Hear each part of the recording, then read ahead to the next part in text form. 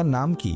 তার নাম হলো সুজাউল আকরা। কবরের সেই নিকষ কালো অন্ধকারে যখন সবাই আপনাকে একা ফেলে চলে আসবে, ঠিক তখনই মাটির নিচ থেকে বেরিয়ে আসবে এই বিশাল সাপ, যার চোখগুলো হবে আগুনের মতো জ্বলজ্বলে আর নখগুলো হবে লোহার তৈরি। সাপটি মৃত ব্যক্তিকে দেখে বজ্রকণ্ঠের মতো বিকট আওয়াজে গর্জন করে বলবে, আমি এসেছি তোকে শাস্তি দিতে, কারণ তুই ফজরের নামাজ না পড়ে জোহর পর্যন্ত আর জোহরের নামাজ না পড়ে আসর পর্যন্ত সময় নষ্ট করেছিস।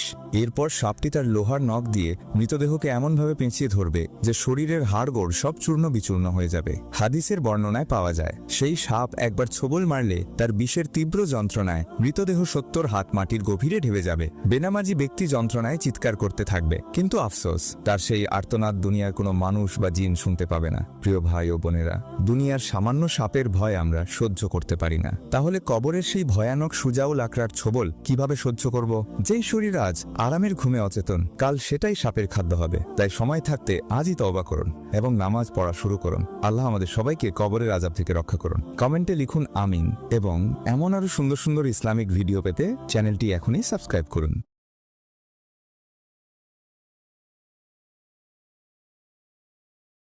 কোন ইহুদি